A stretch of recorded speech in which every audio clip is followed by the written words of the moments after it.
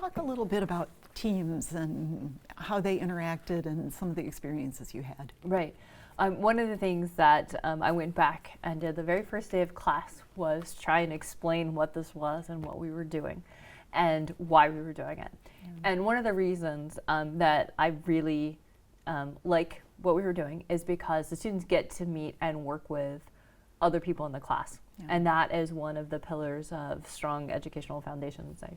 Probably not quite the right phrasing that I found in terms of undergraduate education, getting to other people in the class, and as well as the staff and faculty member. But so having them work in teams is a way to do that. They get to know the other 4 or 5 people at their table reasonably well because they're going to work with them. I use 3 different teams, so they switch twice during the semester. And so they're working with them for a little while, and then they switch, and then they switch again. And so that gives them a chance to meet, 15 new people in the class, maybe more than that, depending on what their team is. And I think that was a very positive piece of it that the students enjoyed. Sometimes they knew another person at their table, but certainly not everybody. And then they get to meet some other people. It's opportunities for networking, learning, studying. People say, I don't have anybody to study with. I'm like, well, you have everybody at your table and kind of in contact with the people at your table. So that was a definite asset of working with the teams and team-based learning. In terms of structuring them and how they worked, sometimes they worked really well. We got great teams and great relationships out of that, and they didn't always work really well.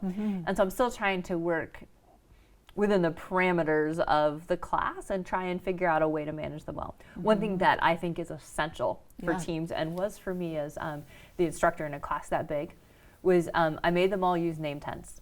And I made them use them every time. I said, okay, because what I found when I didn't do that at the very beginning is they would go and evaluate their team members, and I just used a Google form to do that, to do the evaluation. And they had to put the name of the group member and then answer on kind of a Likert scale, just 4 questions. Were they there? Did they participate? And I don't remember exactly what the wordings on the other ones were, but they were answering those questions, but they had to put the name in the form. People didn't remember the names of their teammates. I'm like, if you don't know the names of your teammates, this is a problem. So I introduced the name tents, and I said, you have them out every time. It helps me to learn their names. It helps them to learn the names of their teammates. It helps the graduate student instructors who are in there to learn their names. Name tents are I will never not do them again. Love them, Love them. They were great. And that way we sorted, you had them at their table every time, and it was really easy to do at the end of class. I'm like, collect them, put them together, we'll keep them. GSI walks around, collects them, we put them out at the beginning of class. Got it. So the name tents were essential. So that way they knew a name, they knew a face. There was no excuse for not knowing that person, and that helped me know who wasn't there too. That was an easy. That was why I knew. Who wasn't there, because their name tent was sitting there empty, most of the time. So I think the name tents were pretty essential. They did have to work in teams, and one person from their team had to submit the picture on Canvas.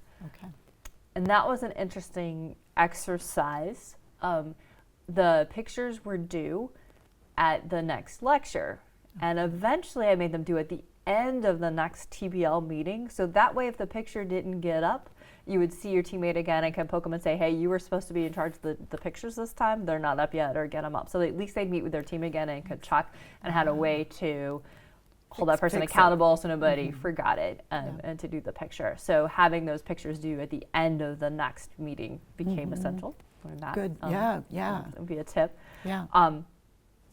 And what was interesting is sometimes somebody would forget to put the pictures up, and then their team would not get the points for that day.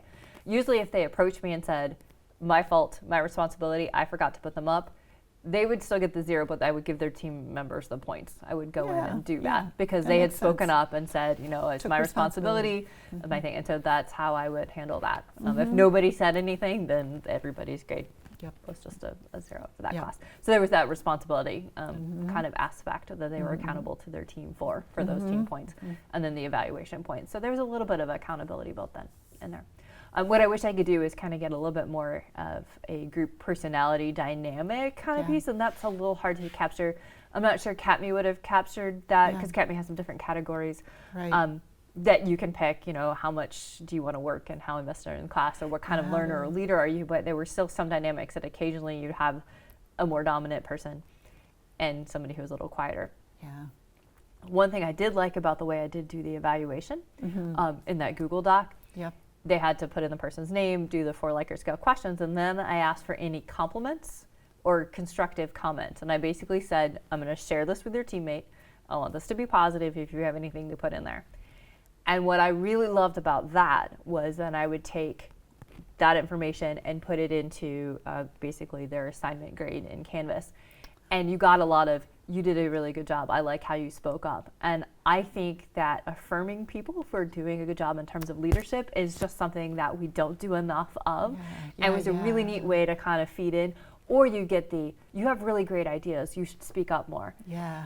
Encouragement like that from your peers is a great gift to give to somebody. Yeah. And to let them know that they really are respected and that other people want to hear what they have to say. Yep. So I think that was a really neat piece of the team dynamics that I wasn't expecting, but that I could push out and could use. And so I like the Google form as the team evaluation because it gave them a way to give feedback to others. And I never received anything negative out of that. I basically said, this is all positive. I'm going to share it with other people. Yeah. And so far, I don't know, 360 students in easily. Yeah. I've had a positive experience with that. If anybody decides to do it, come see me about how to format that Google form and make it logistically possible. I learned how to do that. There are a couple little tricks in terms good of to know. how to format it and Just to cut and paste the logistics. data and kind of sort it. And I've got it. You import it in Excel and you sort it. And I've got the logistics for making that doable because it's a Perfect. by hand process. Okay. So it takes a little bit of time, Right. but I think that the time was worth it if you do it 3 times a semester. Sit down Right. and I got faster every time for sure at it as I thought about how to set up the form so I could get the data that I wanted. Yeah. And so that was a piece of it, but that I had to do by hand. Okay. I still don't have all the group dynamics figured out. Yeah. But in terms of assigning the groups and randomizing them, I'd like to have that a little bit more automatic. May I ask, did you assign roles or did you just let them? That's a great question. I talked about roles at the very beginning of the semester, and I said within your group you need to have, I called it not a leader, I called it an initiator. Nice. Somebody who initiates conversation and includes everybody. So kind of 2 I words, initiator and includer. You need to have a secretary to go to the board and you need to have a picture poster. Okay. The rest of you going to rotate through, checking notes, doing the calculations, looking up information if you need more information, flagging down a GSI or myself. There's other roles you can play in too, and those are moving through, but you have to have kind of these 3, or you should, I think, every time have the initiator, includer, the scribe, and the picture poster. And my expectation is you're going to rotate.